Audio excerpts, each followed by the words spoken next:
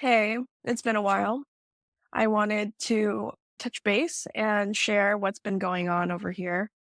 I had thought that I could wait until I get home to my apartment before filming an update through YUNNY demos, but I realized that I was being perfectionist and I should just start recording as my thoughts and feelings are moving through. So, an update. I had announced this on Instagram already, but I have decided to pursue Yanni full time. Woo! Yeah, it's a big step and it feels very good. I think in the moment I was very scared. In the months leading up to it, I was very scared. I've been thinking about it for a while and it was hard for me to believe in what I had. Uh, I believe in it regularly, but to believe it to the extent that I'll put my own money on it, that I'll put my own time and change my career to do it is a different level of commitment. It was difficult also because I was working on big projects as a digital product designer.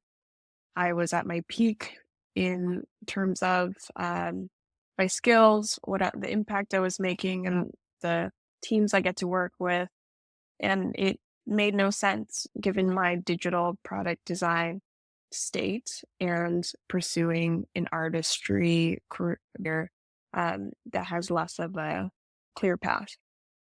So, um, yeah, I got to the point where I put on the calendar, and when the day came, uh, I got scared and I didn't do it because I thought I wasn't at a respectable place in my projects.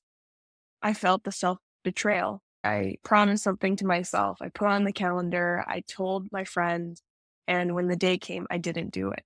That felt horrible. I felt like I was hurting myself for not committing and believing in what was in my mind. The next one-on-one I had with my manager, I told him, more about the inspiration behind it. And he was so kind. Everybody is always so kind when you share your dream and you are excited about moving in that direction. Everyone's very supportive. It's all in your head that people will not be. Maybe there's a few people who are not happy about it. Um, but at the same time, most of the fear comes from your own thinking. So now I'm on the other side. I have been full time for about 2 weeks now. It's funny what happens when you give yourself the space to think and to dream.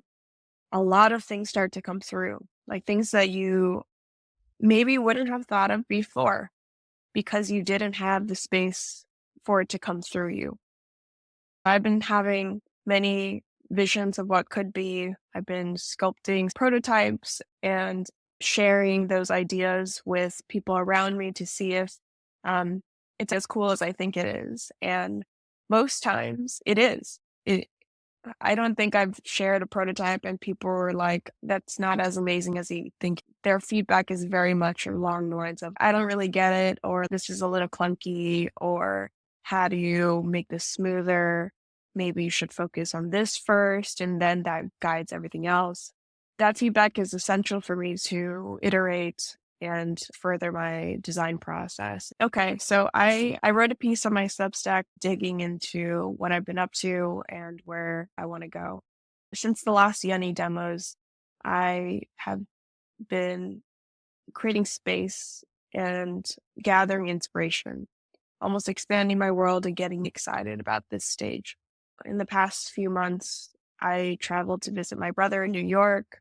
I traveled to Denver and experienced Meow with my cousins. Those have been expansive experiences. I've been having time with family and planning something called Family Olympics, where we all get together and do sports and have a competition together. So its own experience. We had a wedding. We're meeting up and having family time for my mom's birthday. I feel like that is very valuable to me. I've been nurturing that side of my life. Now I'm at a stage of like, okay, let's get to work. I'm itching to get to work, and luckily I'm setting up my first exhibition. My first exhibition is going to be September 28, 29. I'm locking in my space right now, and I feel like we're almost there. Me and the person in charge of the space and this event at that space is, I think we see eye to eye on what kind of values we have as artists.